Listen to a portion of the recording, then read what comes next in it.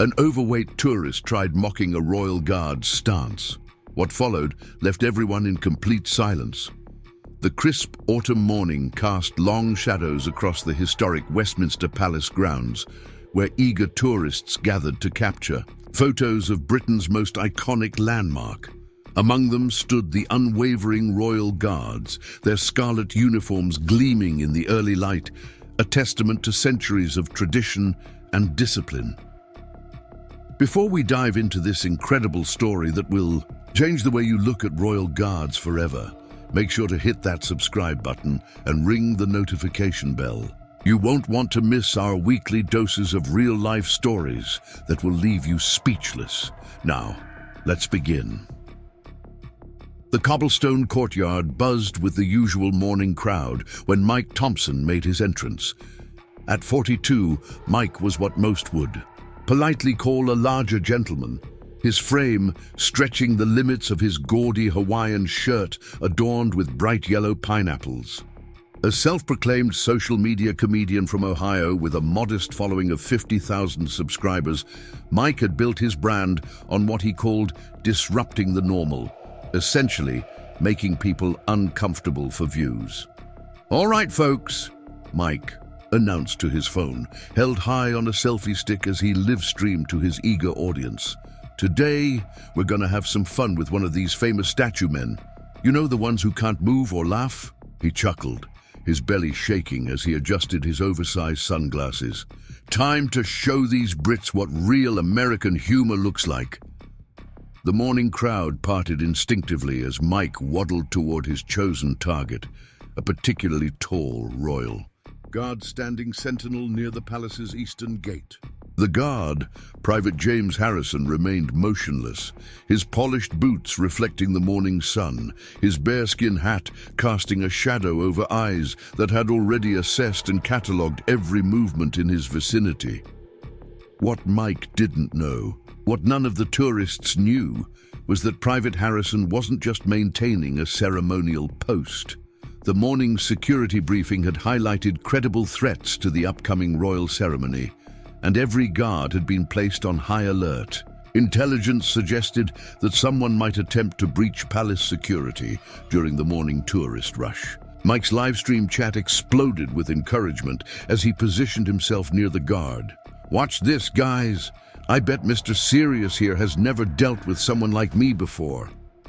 He winked at his phone camera, his face glistening with sweat. Despite the cool morning air, the crowd of tourists, initially focused on their own photos, began to turn their attention to Mike's increasingly loud performance. A young mother pulled her children closer, whispering something about respect. An elderly British gentleman shook his head disapprovingly, but Mike was in his element, feeding off the growing attention. "Hey, buddy," he called out to Private Harrison, his American accent cutting through the morning air.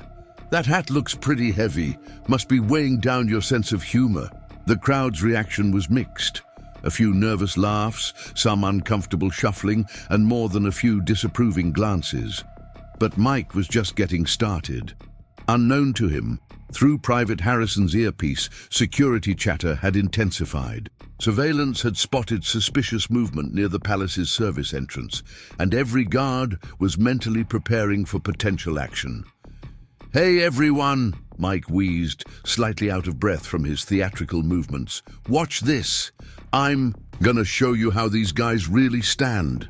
He attempted to mimic the guard's posture, pushing out his chest and trying to stand straight, but his considerable girth made the imitation more comical than accurate. His livestream viewers ate it up, sending virtual gifts and encouraging comments. Private Harrison remained perfectly still, his eyes fixed forward, but his training had already noted everything about Mike, his movements, his position, his proximity to the gate.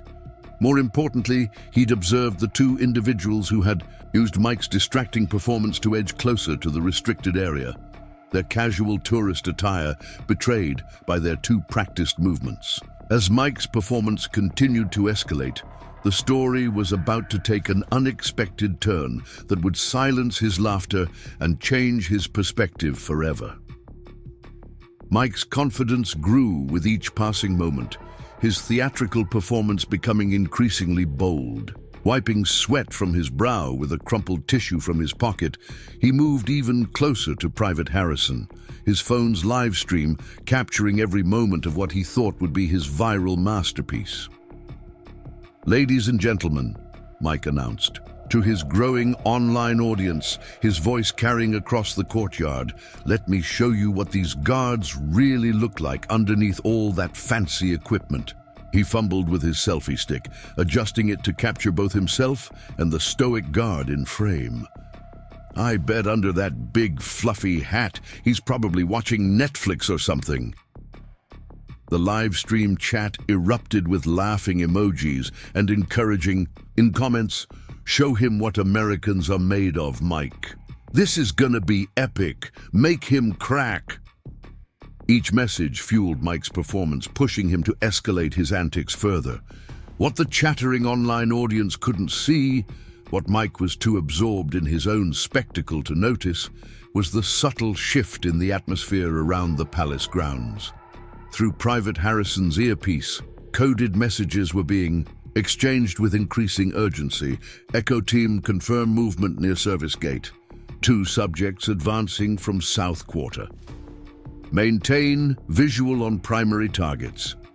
Mike, oblivious to the security operations unfolding around him, continued his performance. His considerable frame wobbled as he attempted to mimic the guard's straight-backed stance, causing several nearby tourists to snicker. "Look at me, I'm a royal guard," he declared, puffing out his chest and making his face comically stern. "I protect the Queen's tea and crumpets."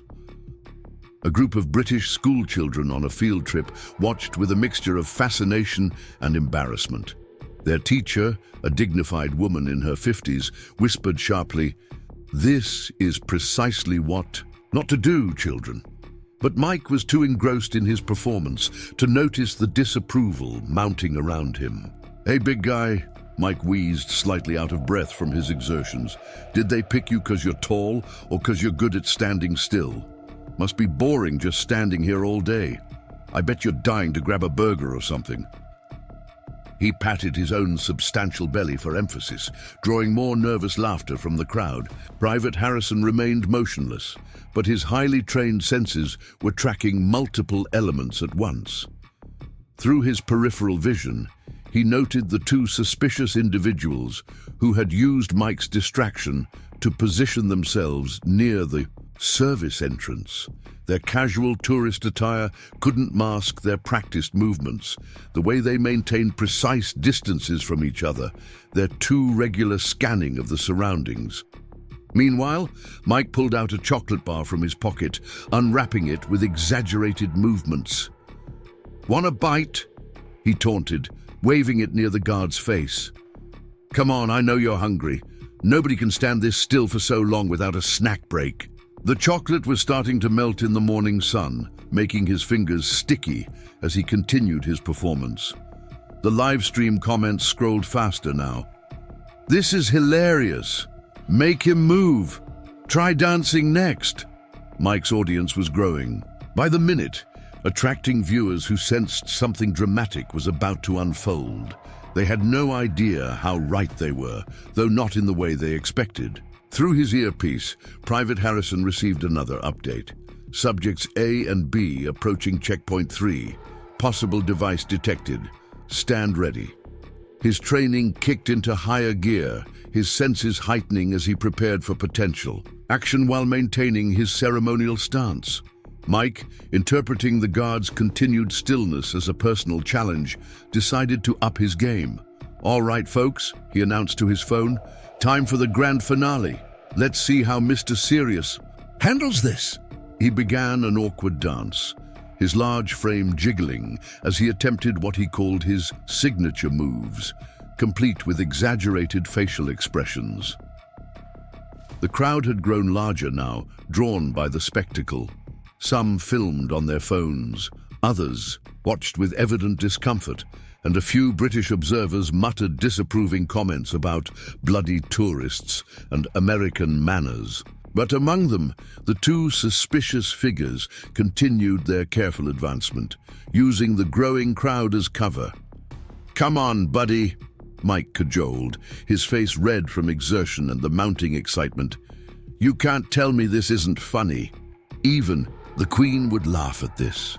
He attempted a clumsy pirouette, his Hawaiian shirt riding up slightly as he spun, causing several onlookers to grimace. Private Harrison's earpiece crackled again. "Subjects increasing pace. Echo team in position. Stand by for potential intervention." His muscles tensed imperceptibly beneath his uniform, ready to move at a moment's notice. Mike, breathless but determined, moved even closer to the guard. "Ladies and gentlemen," he announced, his voice slightly strained, "I think it's time we see what it takes to make a royal guard crack. Any suggestions from the chat?" He leaned in to read the comments, his sweaty face inches from his phone screen.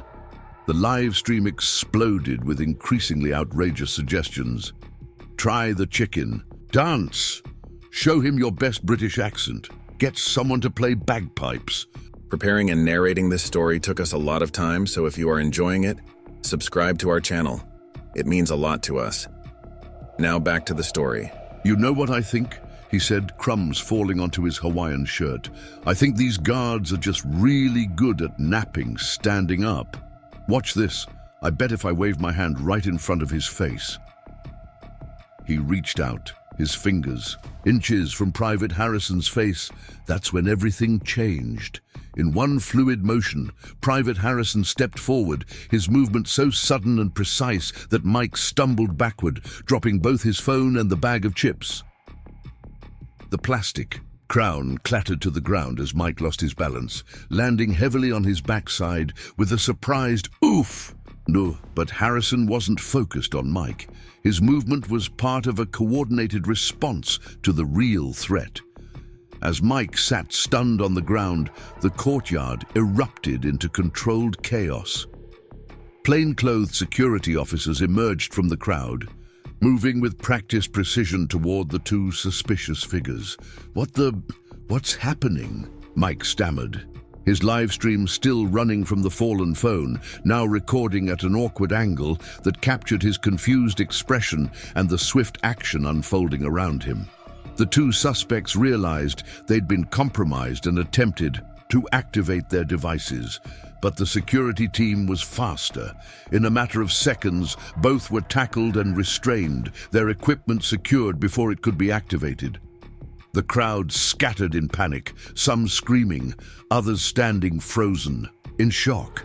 Mike remained on the ground, his Hawaiian shirt dusty from the fall, watching in stunned silence as the scene unfolded. His live stream continued to broadcast, capturing everything: the takedown of the suspects, the professional efficiency of the security team, and his own transformation from confident prankster to humbled observer.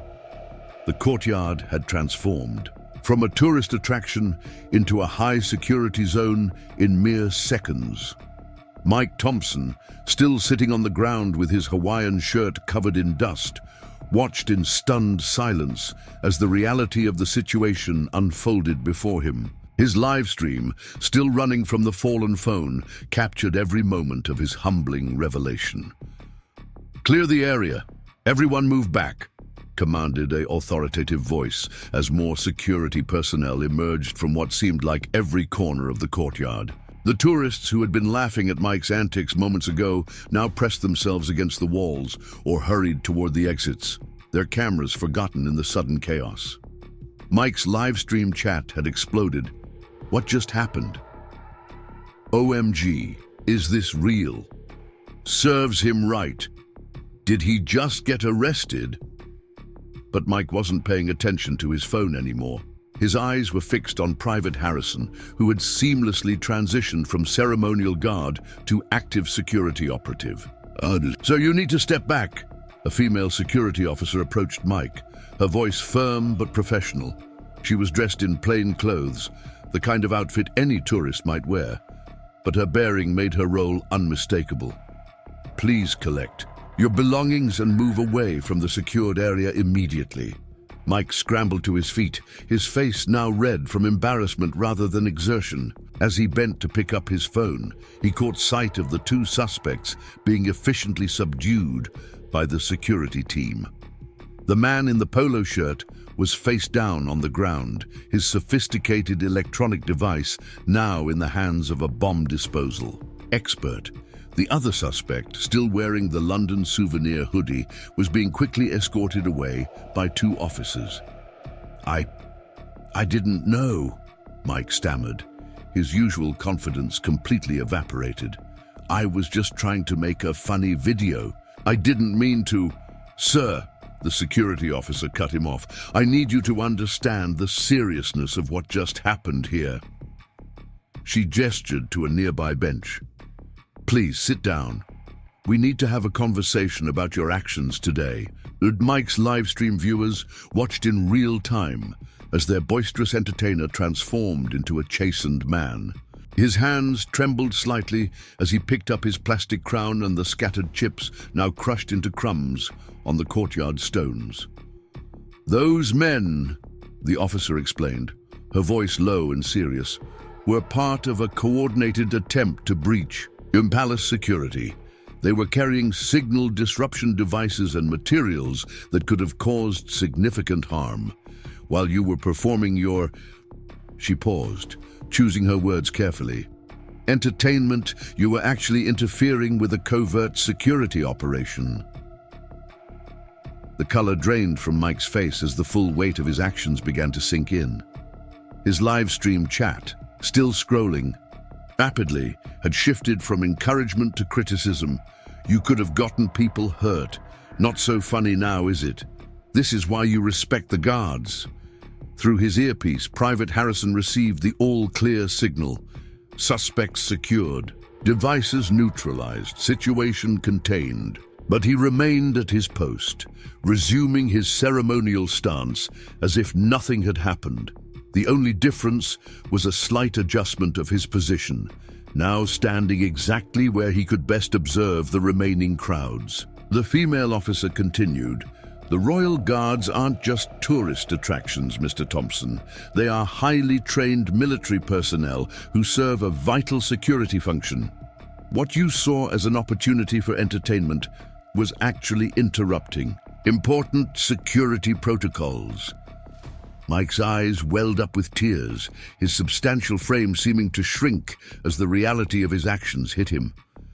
"I could have gotten someone hurt," he whispered, more to himself than to the officer. The remains of his chocolate bar had melted in his pocket, creating a dark stain on his gaudy Hawaiian shirt, a fitting metaphor for how his perfect content had dissolved into a mess.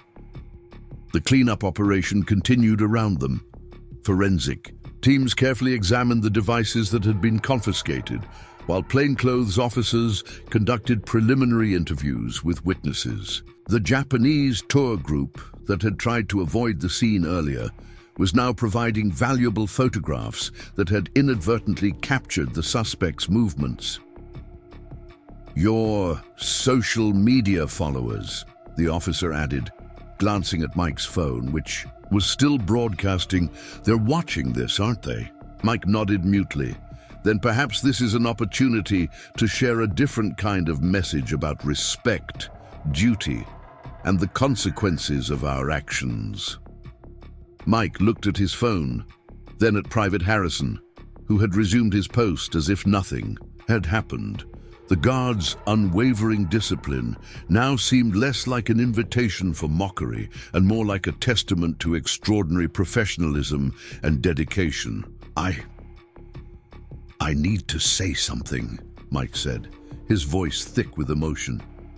He turned to face his phone, adjusting it with hands that still trembled slightly. The live stream chat had slowed, viewers sensing that something important was about to happen. "Hey everyone," he began, his usual theatrical tone replaced by genuine humility. "I messed up today. I messed up really bad." He paused, wiping sweat from his forehead with a shaking hand.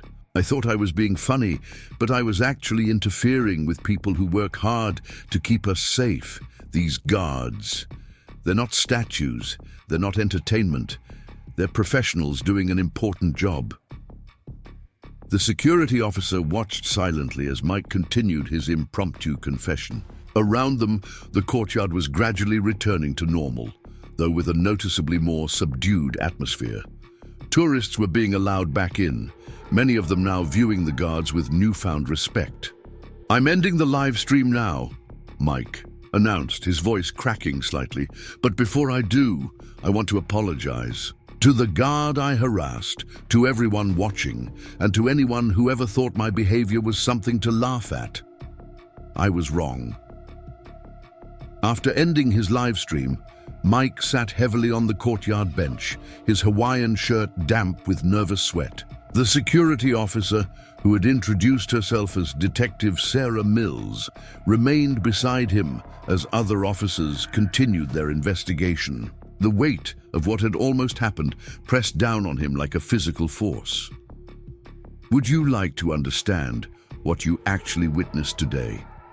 Detective Mills asked, her tone softer now that Mike had shown genuine remorse.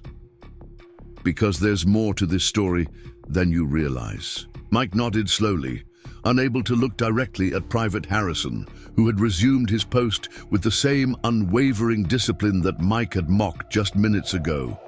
"Please," he managed to say, his voice barely above a whisper. "I need to understand." Detective Mills pulled out a tablet, showing Mike several surveillance photos. These two individuals were part of a larger network we've been tracking for months. Today was supposed to be their test run. She swiped through images showing the suspects' movements through the square. The signal disruption device they carried was designed to disable our security systems during next week's major diplomatic visit. Mike's eyes widened as he saw himself in some of the photos, his theatrical performance clearly visible in the background while the suspects moved into position. "Oh God," he muttered. "I was like their perfect distraction, wasn't I?" "Yes, and no," Detective Mills replied, her expression thoughtful. "Your performance actually helped us in an unexpected way. The suspects became overconfident, thinking all attention was focused on your antics. They got sloppy, moved too quickly." She paused, fixing Mike with a stern look. "But that doesn't excuse your behavior. You could have just as easily compromised our operation." Around them, the courtyard was slowly returning to its normal tourist-filled state, though with a notably different atmosphere. Visitors who had witnessed the incident were speaking in hushed tones, many of them casting respectful glances at Private Harrison. Some were even shushing children who got too close to the guard. "The Royal Guards," Detective Mills continued, "are part of an elite military unit. Their ceremonial duties are just one aspect of their role. Private Harrison, the man you were harassing, has served 3 tours in active combat zones. He's highly decorated, though you'd never know it from his ceremonial stance." Mike felt each word like a physical blow. His eyes stung with tears of shame as he remembered his mocking comments about napping on duty and watching Netflix. "How do they do it?" he asked quietly. "How do they stand there and take abuse from people like me?" Detective Mills smiled slightly. "It's called discipline, Mr. Thompson. The same discipline that allowed Private Harrison to maintain his post while tracking multiple threats, coordinating with our team, and dealing with your disruptions. The same discipline that probably lives today." A young girl nearby was watching Private Harrison with obvious admiration, clutching a small toy soldier in her hands. Her mother whispered something in her ear about respect and service. Mike watched them, remembering how he had encouraged his followers to mock these guards for entertainment. "Your social media following," Detective Mills said, glancing at Mike's phone, which was now dark and silent. "How many followers did you say you had?" 50,000, Mike replied, his voice heavy with regret. 50,000 people I've been teaching to disrespect people like Private Harrison." "Then perhaps," she suggested, "you have an opportunity here. 50,000 people who could learn the same lesson you've learned today." Mike straightened slightly, wiping his face with his sleeve. "You're right. I need to make this right." He pulled out his phone again, but this time with a different purpose. Not for views or likes, but because people need to understand. Detective Mills nodded approvingly as Mike opened his camera app. "Before you do that, would you like to know what else we found on the suspects?" Mike listened in horror as she detailed the full scope of what had been prevented. The signal disruption device was just the first phase. The suspects had detailed plans for the diplomatic visit, including schematics of the palace's security systems. What Mike had dismissed as a simple guard post was actually a crucial security position.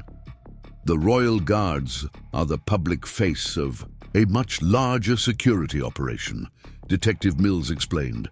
Their ceremonial duties are real, yes, but they're also highly trained observers. Private Harrison had spotted the suspects long before they made their move, and his positioning wasn't just for show. He was maintaining a clear line of sight to both targets while coordinating with our undercover teams. Mike looked down, at his phone, then at his reflection in a nearby window.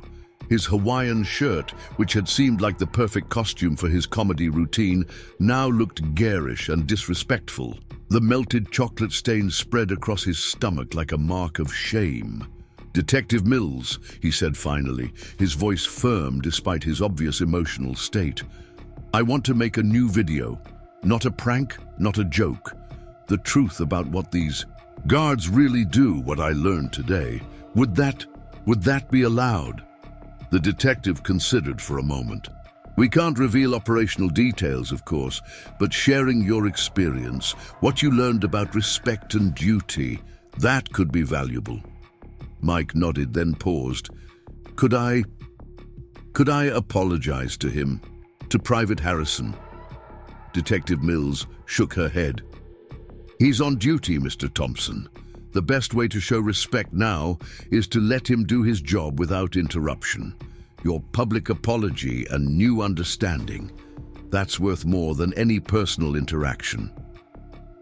As if to emphasize her point, Private Harrison continued his unwavering vigilance, his eyes scanning the courtyard with the same professional attention that had helped prevent a potential disaster.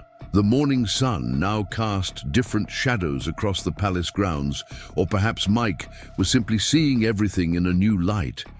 With trembling hands but newfound determination, Mike set up his phone on the bench, positioning it to capture both himself and the dignified backdrop of Westminster Palace. The chocolate stain on his Hawaiian shirt had dried into an uncomfortable reminder of his earlier foolishness. But he didn't try to hide it. It was part of the story now, part of his transformation. "Hey everyone," he began, his usual boisterous tone replaced by something more authentic. This isn't going to be the video you expected. It's not going to be funny, and I'm not going to try to make you laugh.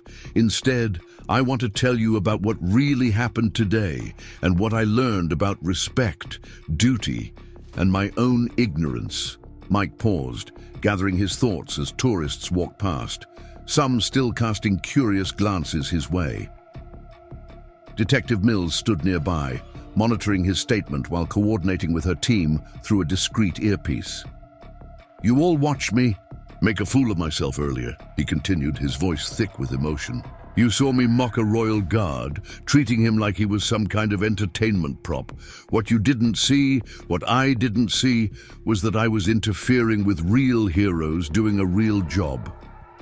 The camera captured Mike's genuine distress as he recounted the events, carefully omitting sensitive security details, but emphasizing the seriousness of what had transpired. "While I was there making stupid jokes and trying to get attention, that guard was actually protecting everyone in this square. He wasn't just standing there, he was watching, analyzing, protecting." In the background, Private Harrison maintained his post with the same unwavering dedication, a living testament to the principles Mike was now trying to convey. The morning crowds had thinned somewhat, but those who remained showed a marked difference in their behavior around the guard posts. I've spent years building a following based on disrupting people's lives for entertainment, Mike admitted, his eyes glistening. I convinced myself it was harmless fun. Today showed me how wrong I was. These guards, they're not statues, they're not attractions. They're highly trained military personnel who put their lives on the line every day. Detective Mills nodded approvingly as Mike continued his heartfelt confession. In her earpiece, updates continued about the ongoing investigation. The suspects were being processed, their equipment analyzed, and connections to larger networks being traced. "You know what really hits me?" Mike said, wiping sweat from his brow. "While I was out here making a spectacle of myself, that guard never broke his composure, not because he couldn't, but because his duty was more important than responding to some fool in a Hawaiian shirt trying to get famous." A small crowd had begun to gather, drawn by Mike's emotional testimony.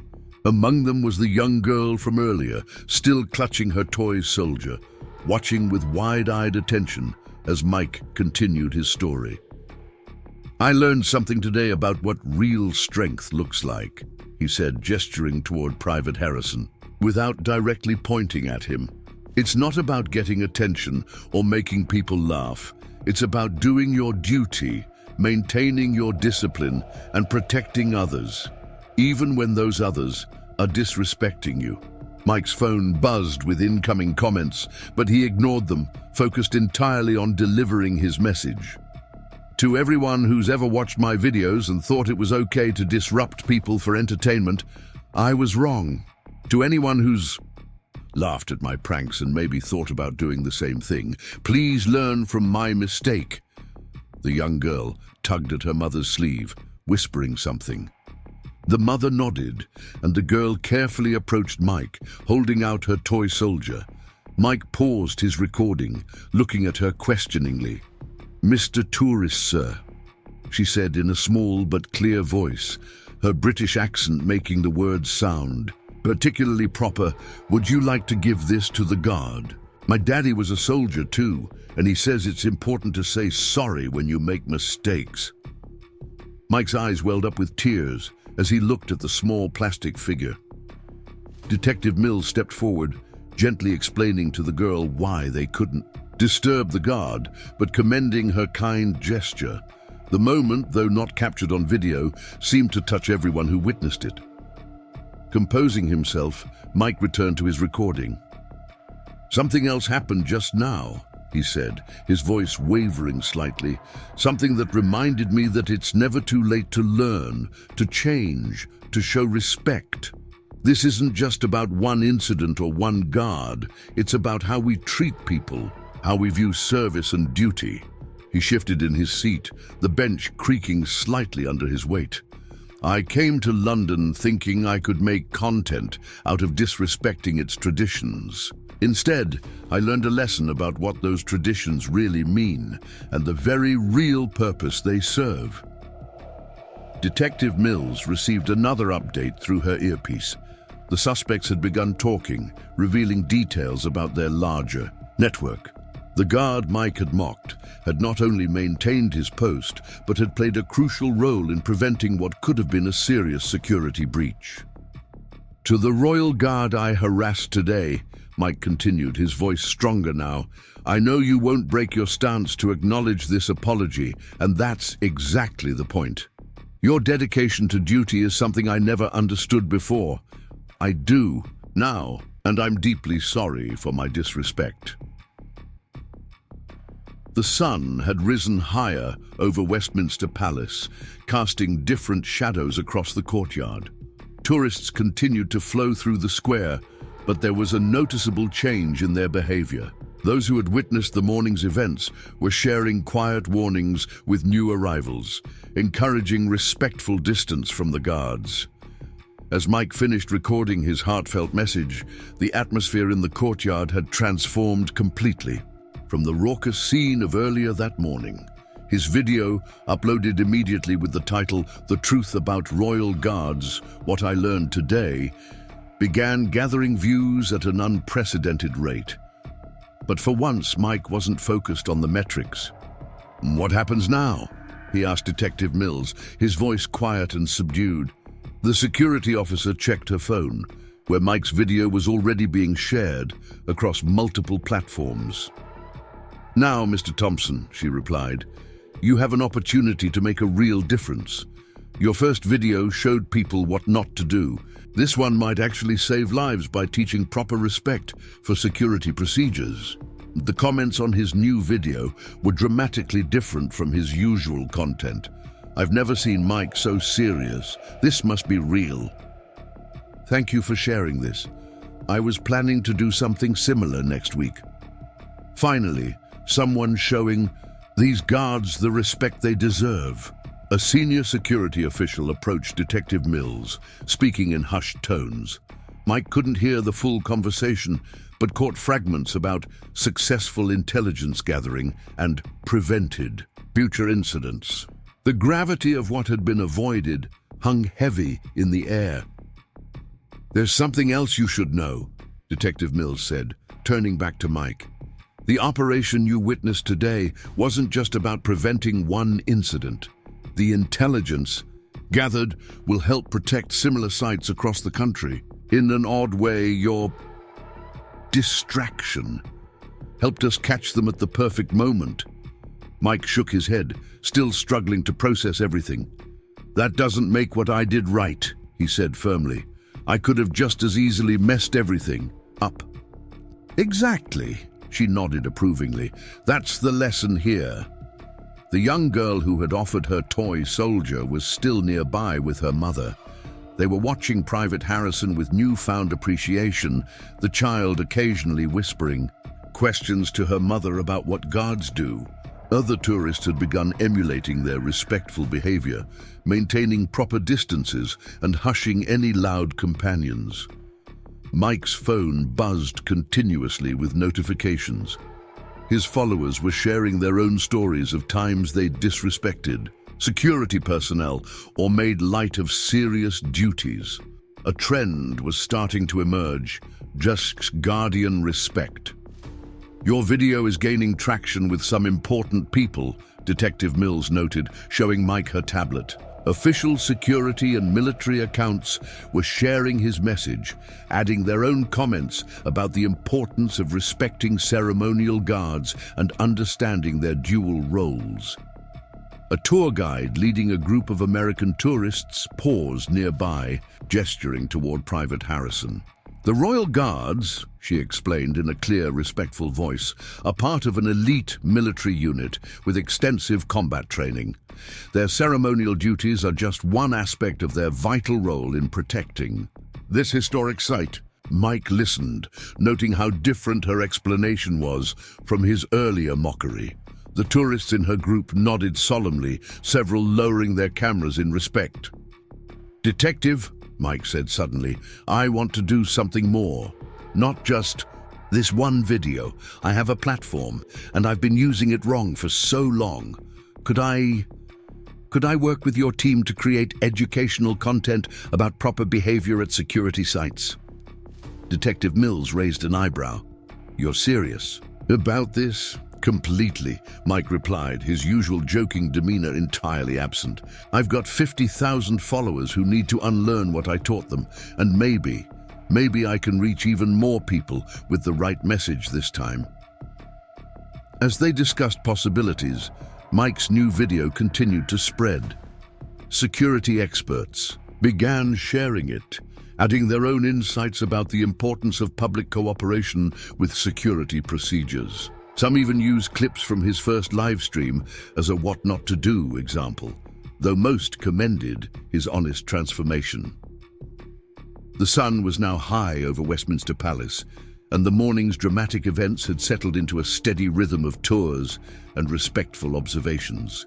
Private Harrison had been relieved of his post by another guard, the changeover ceremony executed with perfect precision.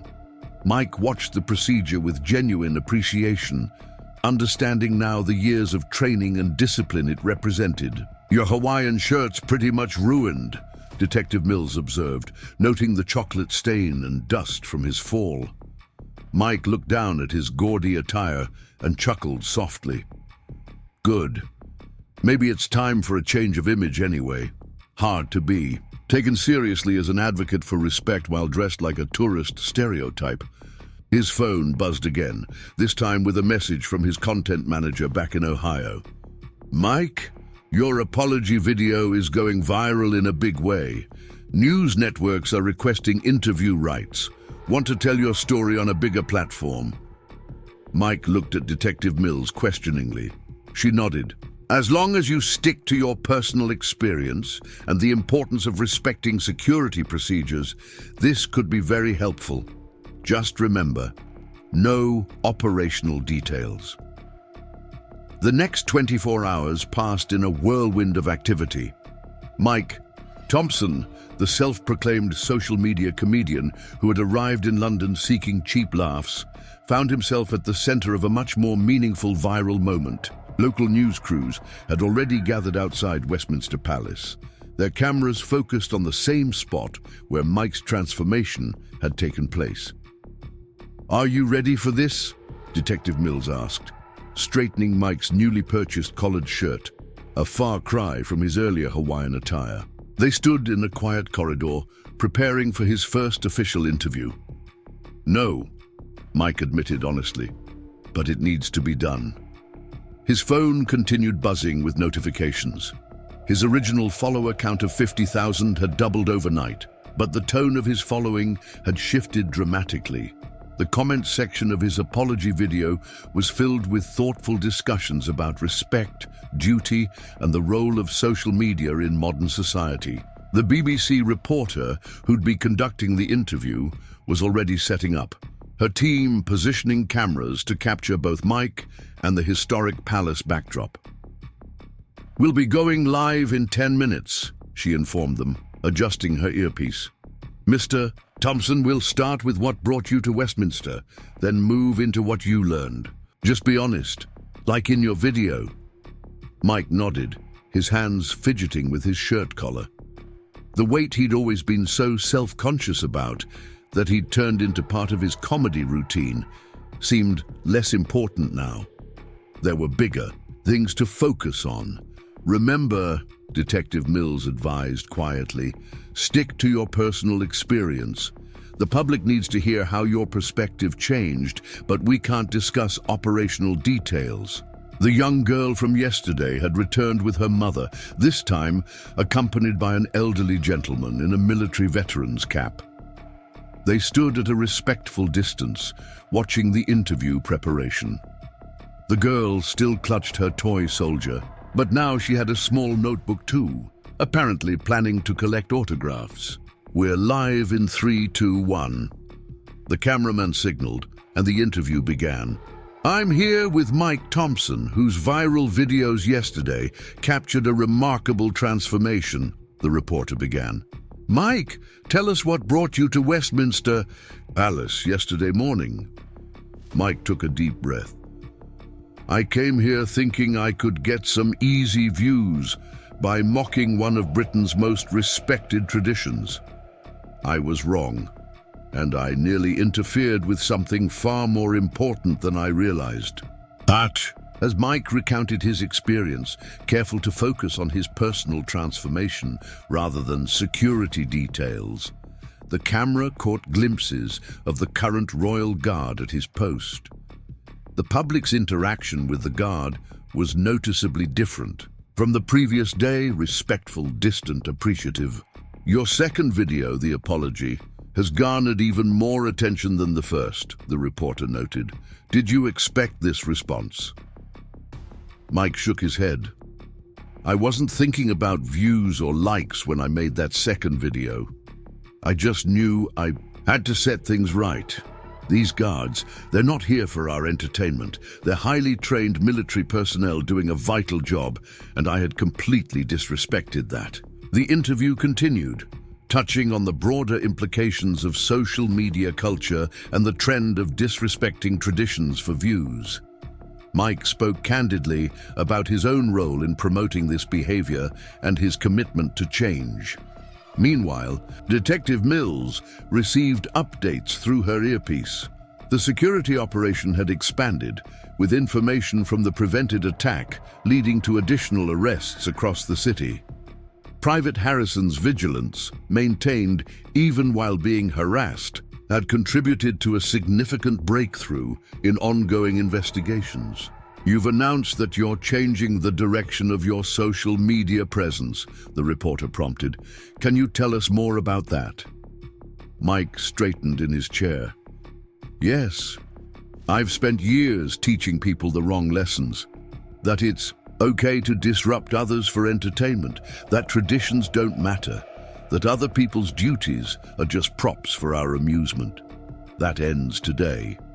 I'm partnering with security education organizations to create content about respecting ceremonial guards and understanding their real purpose. The veteran in the crowd nodded approvingly, placing a hand on the young girl's shoulder as she wrote in her notebook. Around them, tourists paused their activities to listen to the interview, many recording it on their phones. Speaking of purpose, the reporter continued, many viewers might not realize that Royal Guards are actually active duty military personnel. Can you speak to what you learned about their role? What I learned, Mike replied carefully, is that there's so much we don't see. These guards aren't just standing there. They're maintaining security, observing their surroundings, protecting everyone in this space. My ignorance could have had serious consequences. The interview shifted to discuss the broader impact of Mike's videos. Security experts had begun using them in training materials, showing both what not to do and the importance of public cooperation with security procedures. Your followers have started something called Guardian Respect, the reporter noted. Did you initiate this? Mike shook his head. That came from them. People are sharing their own stories, their own realizations about respect and duty. It's become something much bigger than me. As the live interview concluded, Mike noticed something remarkable happening in the courtyard. Tourists were forming orderly lines to take photos, maintaining respectful distances from the guards. Parents were quietly explaining to their children about the importance of the guards' role. The atmosphere had shifted completely from the carnival-like environment of the previous morning. Your interview's already trending, Detective Mills noted, showing Mike her tablet. The hashtag #YesGuardianRespect had evolved into a full-fledged movement, with people sharing similar stories of realization and changed perspectives from around the world. Mr. Thompson? The elderly veteran who had been watching the interview approached, the young girl with her toy soldier at his side. Colonel James Wellington, retired. I served with the Queen's Guard 30 years ago. He extended his hand, which Mike shook respectfully. Sir, I don't know what to say, Mike stammered, genuinely humbled by the presence of someone who had lived the role he had so recently mocked. You've already said what needed to be said, the colonel replied, gesturing to where the interview had taken place. But I wanted to thank you personally. It takes courage to admit when you're wrong, especially on such a public stage. The young girl stepped forward, her notebook clutched tightly.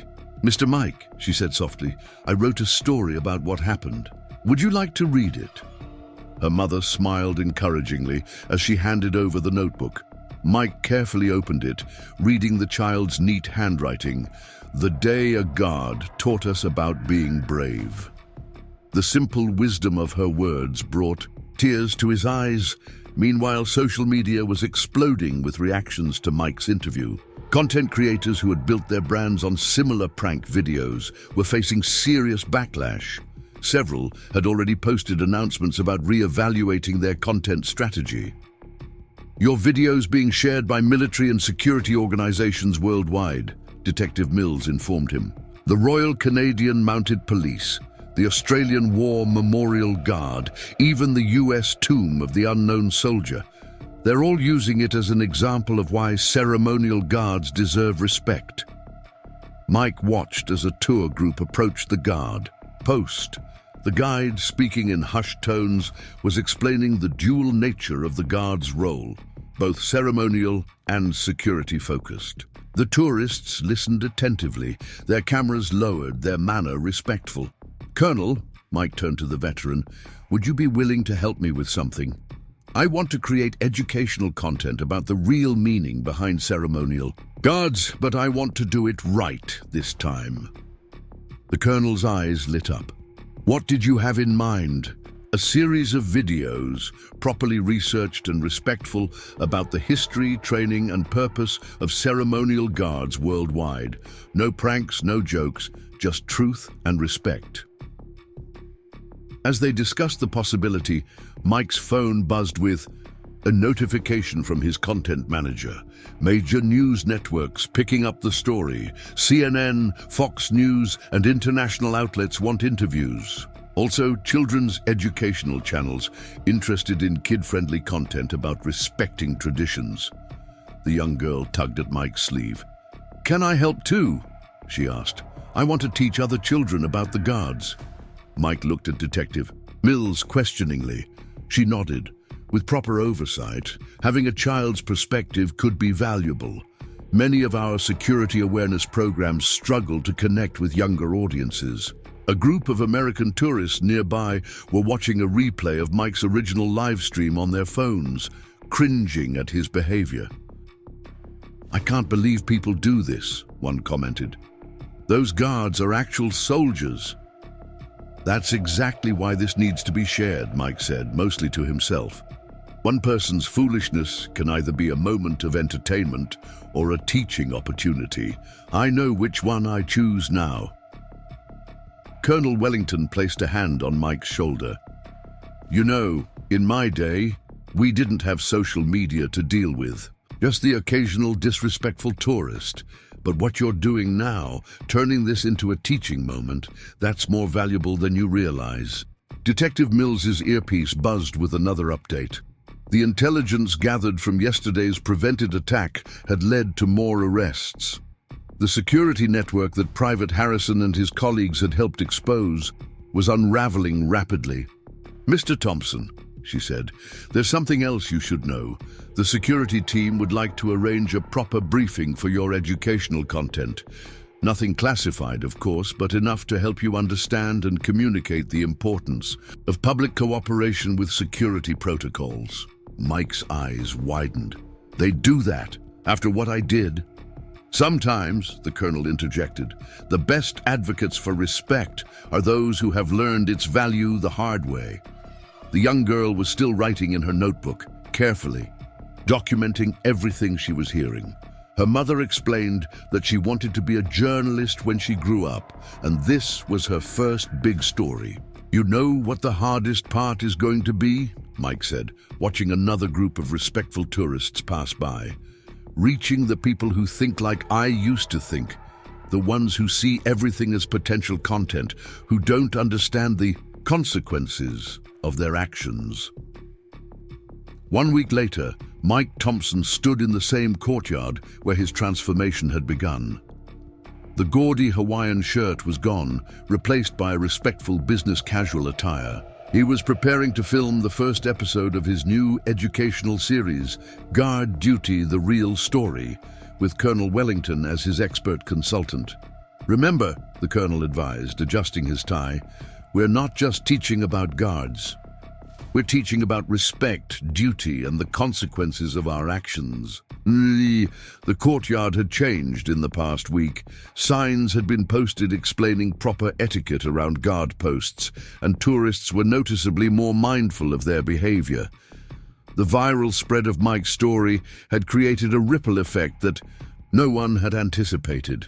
"You've got visitors," Detective Mills announced, approaching with a group of people. Mike turned to see Private Harrison, now off duty and in civilian clothes, accompanied by several other members of the Queen's Guard. This was the first time Mike would speak with the guard he had harassed. "Private Harrison," Mike began, his voice thick with emotion. "Mr. Thompson," Harrison interrupted, his voice carrying the same discipline that his stance had displayed. "What happened last week potentially saved lives. Your distraction, though not intentional, helped us apprehend individuals who posed a serious threat. Mike shook his head. That doesn't excuse my behavior. No, Harrison agreed, it doesn't. But what you've done since then, that's what matters now. The young girl who had offered her toy soldier was there too, now serving as a junior correspondent for the educational series. Her mother explained that the experience had cemented her dream of becoming a journalist, but one who would tell important stories, not just seek sensationalism. Your story reached the tomb of the unknown soldier guards in Arlington, Detective Mills shared, showing Mike her tablet.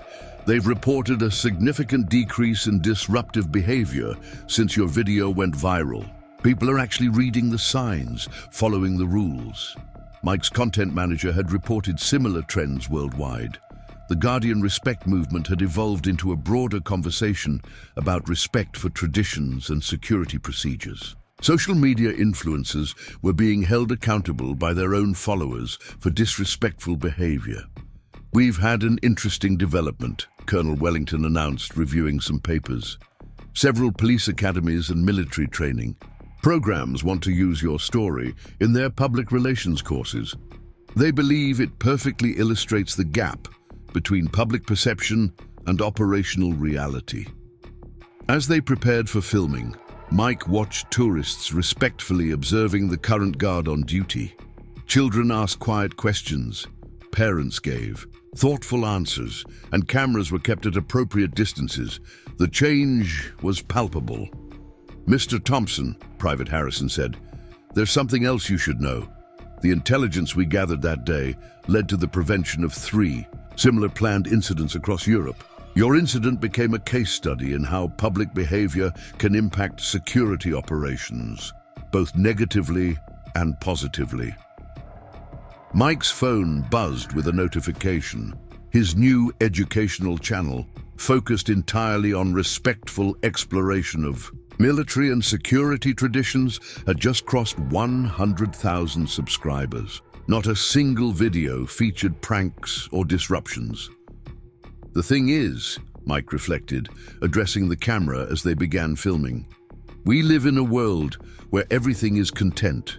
Every tradition, every uniform, every ceremony becomes potential, material for likes and views. But what I learned, what I hope everyone learns, is that some things deserve more than our entertainment. They deserve our respect." The young girl, ready with her junior correspondent badge, asked her first question, "What would you tell other people who want to make funny videos with the guards?" Mike thought carefully before answering. "I'd tell them that what they see as a potential viral moment is actually someone's son, father, brother, or sister doing an important job. These guards aren't here for our entertainment. They're here because tradition, ceremony, and security still matter in our modern world." Colonel Wellington nodded approvingly. "You know, in all my years of service, I never expected social media to become our greatest challenge, and now, potentially, our greatest ally in teaching respect." Detective Mills interrupted briefly to share more news. The security operation had expanded internationally, with cooperation between multiple agencies leading to increased protection at similar sites worldwide. The incident that began with Mike's foolish prank had catalyzed significant improvements in public space security. "There's one more thing we'd like to show you," Private Harrison said, leading the group to a small exhibition that had been set up inside the Palace Visitor Center. There, alongside historical displays about the guards' history, was a new addition, a screen playing Mike's transformation story, followed by guidelines for respectful behavior. "Your mistake is helping others avoid making the same one," Harrison explained. "Sometimes the best lessons come from the most unexpected places." The young girl tugged at Mike's sleeve. "Mr. Mike, can I show you something?" She opened her notebook, revealing pages of carefully documented observations about visitor behavior before and after his viral video.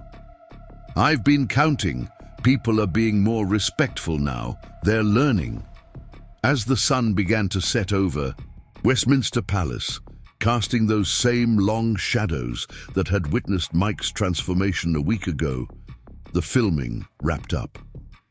The first episode of Guard Duty: The Real Story would go live the next day, but the real change had already happened. "You know what the best part is?" Mike said to Detective Mills as they packed up the equipment. "For the first time in my social media career, I'm not checking the view counts or like ratios. What matters is that each person who watches understands what I learned that day." The courtyard was quiet now, the day's tourists heading back to their hotels.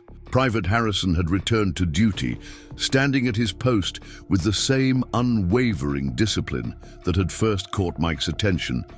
But now that attention was filled with respect rather than ridicule. 3 months after the incident that unchanged everything, Mike Thompson stood before a packed auditorium at the International Security Conference in Geneva. His transformation from social media prankster to advocate for respectful behavior had earned him an unexpected platform. The audience included military personnel, security experts, and social media executives, all gathered to discuss the intersection of public behavior and security in the digital age. "I never thought my biggest failure would become my most important success," Mike began, adjusting his tie, a gift from Colonel Wellington with the Queen's Guard insignia subtly embroidered on it. 3 months ago, I was a different person, someone who thought other people's duties were just props for entertainment. The screens behind him showed clips from his new educational series, which had now reached millions of viewers worldwide. The transformation in tourist behavior at ceremonial guard posts had been documented across multiple countries, with security agencies reporting significant decreases in disruptive incidents. Mr. Thompson's case study, the conference moderator had introduced, has become a turning point in how we approach public education about security protocols. His story demonstrates how social media can either undermine or enhance public safety, depending on how we choose to use it. In the front row sat the young girl who had offered her toy soldier, now a junior ambassador for the Shoe Guardian Respect program. Her notebook had evolved into a blog about respectful tourism, reaching thousands of young readers. Her mother beamed with pride as she took careful notes during Mike's presentation. "The numbers are clear," Mike continued, showing statistical slides prepared with Detective Mills' team. "Disruptions at ceremonial guard posts have decreased by 67% worldwide since our educational campaign began. But more importantly, public understanding of these guards' dual roles, ceremonial and security, has significantly increased." Private Harrison, who had been invited as a special guest, sat in his dress uniform, his posture as perfect as it had been that fateful day. The security operation that Mike had accidentally influenced had led to the dismantling of 3 separate terrorist networks, though those details remained classified. "But this isn't just about guards," Mike emphasized, his voice carrying the weight of personal experience. "It's about understanding that in our rush to create content to get likes and views, we've sometimes forgotten the real people behind the uniforms, the traditions, and the ceremonies." Colonel Wellington, who had become both mentor and friend to Mike, nodded approvingly from his seat. The educational series they had created together had been adopted by military museums and training programs across the globe, teaching new generations about the importance of respect and tradition. "The young girl who offered me her toy soldier that day," Mike continued, gesturing to where she sat, "taught me something profound about innocence and respect. While I was trying to manufacture entertainment, she understood instinctively what really mattered." Detective Mills, now heading a new department focused on public security relations, shared the latest data. Tourist compliance with security protocols had improved dramatically at sites where Mike's story had been shared. The ripple effect had extended far beyond ceremonial guards to impact broader security awareness. Social media isn't going away, Mike acknowledged, addressing the tech executives in the audience. But we can choose to use it differently. Every day I receive messages from content creators who've changed their approach after seeing what happened to me. They're choosing respect over ridicule, understanding over entertainment. The screens showed clips from other influencers who had followed Mike's lead, creating respectful educational content about various ceremonial guards worldwide. The Tomb of the Unknown Soldier, the Canadian Mounted Police, the Australian War Memorial, all reported similar positive changes in visitor behavior. 3 months ago, I stood in that courtyard thinking I knew what would make people laugh. Mike continued, his voice thick with emotion. Today I stand here knowing what will make people think, understand, and respect. The choice between those two paths has made all the difference. The young girl raised her hand during the Q&A session. Mr. Mike, she asked, her voice clear in the quiet auditorium, do you still want to be famous on social media? Mike smiled thoughtfully. What I want now is to be meaningful. Fame without purpose is just noise. What we're doing together, teaching respect, understanding tradition, helping others learn from my mistakes, that's what matters. Private Harrison was called to the podium to share his perspective, marking the first time he had spoken publicly about the incident. Mr. Thompson's actions that day could have had serious consequences, he acknowledged. But his response to learning the truth, his commitment to making things right, that's become more valuable than anyone could have predicted. The conference had attracted international media attention, with reporters eager to document the lasting impact of what they called the guard incident. But the real story, as Mike knew, wasn't in the viral videos or the statistics. It was in the daily scenes now, playing out at ceremonial guard posts worldwide. Respectful tourists, mindful behavior, and a new understanding of duty and tradition. We're seeing a fundamental shift, Detective Mills reported during her segment. People are beginning to understand that these guards aren't tourist attractions. They're trained professionals performing vital security functions while honoring centuries of tradition. As the conference concluded, Mike was approached by representatives from various security agencies, all interested in expanding the educational program. But his attention was drawn to a group of young social media influencers who had attended the session. After the conference, Mike found himself back at Westminster Palace, standing in the exact spot where his journey had begun. The setting sun painted the ancient stones in shades of gold, just as it had on that fateful morning. But everything else had changed, including Mike himself.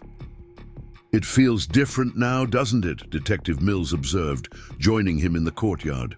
The space around them buzzed with the usual tourist activity, but there was a noticeable difference in how people conducted themselves. Visitors moved with purpose and respect, maintaining appropriate distances from the guards, speaking in hushed tones. Everything's different, Mike agreed, watching a father explain to his young son why they couldn't get too close to the guard post. Including me. His phone, once filled with prank video ideas and follow accounts, now displayed messages from around the world, security agencies sharing success stories, teachers using his educational materials, and former pranksters seeking advice on creating more responsible content. You know what the most remarkable thing is? Colonel Wellington said, approaching with the young girl who had become such an important part of their story. It's not just about the guards anymore. This has sparked a broader conversation about respect in the digital age. The young girl, now recognized as the face of youth education in the Sought Guardian Respect movement, proudly showed Mike her latest blog post. I interviewed 20 kids about why they think guards deserve respect, she explained. They all said they learned it from your videos. Private Harrison, completing his shift change ceremony with perfect precision, gave an imperceptible nod. As he passed, the same guard who had maintained his composure during Mike's mockery had become a symbol of unwavering dedication to duty. "The security team has something to show you," Detective Mills announced, leading the group to a new installation in the visitor's center. An interactive display titled "Respect and Protection: Understanding Ceremonial Guards" featured Mike's story prominently, but not as a cautionary tale, rather as a testament to the possibility of positive change. "Over the past 3 months," she explained, pulling up the latest statistics, "we've documented a complete transformation in public behavior at ceremonial guard sites worldwide. Your story didn't just change minds, it changed actions." Mike's educational series had expanded beyond guards to cover various aspects of public security and respectful tourism. His latest video, about the tomb of the unknown soldier, had reached over 10 million views, not for pranks or jokes, but for its thoughtful exploration of duty and honor. "You know what I realized," Mike said, addressing the small gathering of journalists who had come to document the 3-month milestone. "Social media gave me a platform, but I had a choice about how to use it. We all have that choice." The young girl tugged at his sleeve, pointing to a group of tourists nearby. They were watching one of Mike's educational videos on their phones before approaching the guard post, learning the proper protocol in real time. "That's the real victory," Colonel Wellington noted. "Not just changing behavior, but changing understanding." As the evening drew to a close, Mike prepared for one final piece of filming. Standing in the courtyard where it all began, he addressed the camera with the sincerity that had become his new trademark. "3 months ago, I stood here thinking, I could get some laughs by disrespecting a guard. Today, I stand here as someone who learned that real impact comes not from mocking traditions, but from understanding and respecting them. This isn't just my story anymore. It belongs to everyone who's learned from it, everyone who's chosen. Respect over ridicule, understanding over entertainment." The light was fading, casting long shadows across the courtyard, just as it had on that first morning. But now, those shadows seemed to connect past and present, tradition and progress, duty and respect. "To everyone watching this," Mike continued, "remember that behind every uniform, every ceremony, every tradition, there are real people doing real jobs. Choose to be part of making their jobs easier, not harder. Choose respect." As Mike finished his final take, Detective Mills approached with news that would ensure his story continued to make an impact. "The International Security Council wants to make this a permanent educational program. Your story will help train the next generation of security personnel and educate the public for years to come." The young girl, who had been writing in her notebook, looked up with a smile. "Mr. Mike, can I read you what I wrote?" At his nod, she read aloud. "Sometimes the biggest mistakes lead to the most important lessons, and sometimes the person who makes the mistake becomes the best teacher. Mike couldn't have said it better himself. Click now to continue your journey of discovery and understanding. Don't forget to subscribe and hit that notification bell to never miss another powerful story of transformation and respect."